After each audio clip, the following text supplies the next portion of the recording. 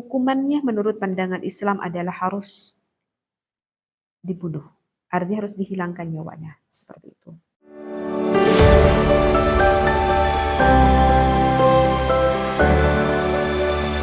Bismillahirrahmanirrahim. Assalamualaikum warahmatullahi wabarakatuh. Bismillah walhamdulillah wassalatu wassalamu ala rasulillah. Para jamaah fikih nikah rahimakumullah, berjumpa kembali di channel fikih nikah. Tentu pembahasan yang berhubungan seputar pertikahan, dan ilmu ini diperkhususkan bagi pasangan yang sudah berumah tangga. Maka apa yang ingin saya bahas kali ini? Kali ini saya ingin membahas dengan hadis Rasulullah, mal'unun man ata syai'an minal bahaim. Apa yang dimaksudkan itu? Yang dimaksudkan itu adalah terlaknatlah orang yang menyetubuhi binatang. Na'udzubillahi min dzalik. Memang ada teh orang yang seperti itu? Ada. Kalau di dalam fikihnya ada, berarti kemungkinan kenyataan di dalam hidupnya juga ada. Meskipun saya berpikir sendiri, menurut logika akal itu kayaknya nggak apa ya, nggak kepikir gitu oleh logika akal gitu, oleh nalar manusia yang secara normal tuh kayaknya gimana ya, naudzubillahi min dzalik, tidak bisa terbayangkan kalau menurut saya sendiri gitu ya, tidak bisa terbayangkan. Tapi kalau di dalam fikihnya ada, ya berarti ada pada kenyataan hidupnya. Mungkin saja orang yang sudah tidak bisa menahan akan rasa nafsu syahwatnya, sedangkan misalkan dia tidak mempunyai pasangan yang halal, misalkan tidak mempunyai seorang istri, eh, kalau berzinah pun ya begitulah, sehingga misalkan dia punya ternak sendiri ya, naudzubillah, misalkan punya kambing, punya sapi ataupun punya kuda, meskipun itu ternaknya sendiri. Nah, menurut pandangan fikih bagaimana teh itu hukumnya? Nah, maka kali ini saya membawa kitab Is'adur Rafiq, syarahnya Sulam Taufik. Di sini dikatakan oleh Al-Habib Abdullah bin Husain Ba'arawi di dalam kitab beliau Sulam Taufik fi Mahabbatillah ala Tahqiq, mengatakan bahwa ada di dalam kitab Sulam Taufik itu menerangkan ada sebagian-sebagian dosa dari ma'asyul farji, ya, maksiyat farji. Di antaranya min ma'asyul farji itu adalah ityanul bahaim. Artinya ityanul bahaim adalah menyetubuhi binatang. Ya, naudzubillah. Seperti itu. Maka di sini disampaikan ada sabda Nabi Muhammad sallallahu alaihi wasallam, mal'unun man ata syai'an minal bahaim. Terlaknatlah orang yang menyetubuhi binatang. Seperti itu. Dan juga ada hadis, di dalam kitab ini ada hadis lain yang disampaikan oleh Nabi Muhammad sallallahu alaihi wasallam. Beliau bersabda, ada 4 golongan yang akan mendapatkan kemurkaan dari Allah Subhanahu wa taala, dan hal ini sangat dibenci sekali oleh Allah. Maka aku bertanya, siapakah mereka wahai Rasulullah? Keempat golongan tersebut, maka Rasulullah menjawab, mereka adalah pertama, seorang laki-laki yang menyerupai layaknya wanita. Na'udzubillah, semakin hari, semakin zaman sekarang semakin banyak dan orang merasa tidak malu dengan kelainan yang ia miliki. Sekarang banyak sekali lelaki yang justru berkelakuan layaknya seperti wanita. Bahkan sampai berkepribadian pun layaknya seperti seorang wanita. Na'udzubillah, fitrahnya oleh Allah dilahirkan laki-laki, tetapi dia menginginkan menjadi seorang wanita. Na'udzubillah. Dan yang kedua sebaliknya, Allah melahirkan dia sebagai seorang wanita, tetapi dia ingin merubah dirinya menjadi seorang laki-laki.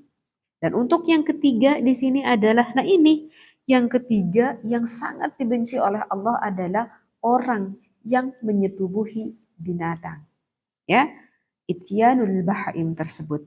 Dan yang keempat itu adalah lelaki yang menyetubuhi lelaki. Berarti ini lelaki dengan lelaki ya. Dan sekarang juga ada banyak sekali. Na'udzubillah. Nah, itu adalah yang menjadikan termasuk min ma'asyil farji, maksiyat farji itu dikarenakan dalilnya ada hadis dari baginda Nabi Muhammad sallallahu alaihi wasallam. Itu sudah jelas sekali ya referensinya. Nah, sekarang bagaimana Teh? Ada nggak hukuman bagi orang yang melakukan hal tersebut, yang melakukan kepada bahain tersebut? Ada nggak tuh hukumannya menurut pandangan Islam? Kalau menurut pandangan fikih, itu sebetulnya ikhtilafiyah. Banyak sekali perbedaan pendapat ulama. Yang disampaikan, yang berkomentar di sini diantaranya adalah Imam Abu Zakaria, kemudian Imam Muhyiddin, Yahya ibnu Syaraf al-Nawawi, Abu al-Hasan, Ali ibnu Muhammad ibnu Habib al-Mawardi al-Basri, dan Imam Taqiyuddin al-Hisri. Dan juga masih ada ulama-ulama fikih yang lain yang berpendapat berbeda-beda di dalam bagaimana memberikan hukuman kepada orang yang melakukan tersebut. Ada sebagian ulama menyatakan bahwa hukuman yang layak diberikan kepada orang yang menyetubuhi hewan, bahkan sebagian ulama berpendapat hukumannya menurut pandangan Islam adalah harus dibunuh. Artinya harus dihilangkan nyawanya, seperti itu. Ya, ini yang berdasarkan hadis Nabi yang diriwayatkan oleh Ibnu Abbas yang menyatakan bahwa Rasulullah Shallallahu Alaihi Wasallam itu pernah bersabda. Hadis ini yang diriwayatkan oleh Abu Dawud At-Tirmidzi, bunuhlah orang yang menyetubuhi hewan dan hewan termasuk hewan yang disetubuhinya. Jadi sebagian ulama berpendapat seperti itu karena memang ada hadis riwayat Abu Dawud dan juga Imam At-Tirmidzi. Dan sebagian ulama lain menyatakan bahwa hukuman yang layak diberikan kepada orang yang melakukan dengan hayawan tersebut itu dihukuminya sama seperti orang yang melakukan berzina. Kalau misalkan misalkan laki-laki ini contohnya yang melakukan hal itu misalkan yang belum pernah menikah. Berarti ini yang dikatakan goyir muhson, ya. Kalau yang belum menikah ini kan goyir muhson. Kalau yang goyir muhson, menurut jumhurul ulama, itu hukumannya adalah harus dicambuk sebanyak 100 kali. Ya layaknya bagaimana orang yang melakukan berzina. Dan setelah dicambuk 100 kali, jika misalkan nyawanya masih ada, maka harus diasingkan selama 1 tahun. Nah, itu untuk yang ghairu muhsan, bagi yang belum pernah menikah. Nah, kalau bagi yang sudah menikah, berarti ini yang dinamakan muhsan, zinah muhsan. Maka itu hukumannya adalah harus sampai diranjam, sampai menghilangkan nyawanya. Seperti itu ya.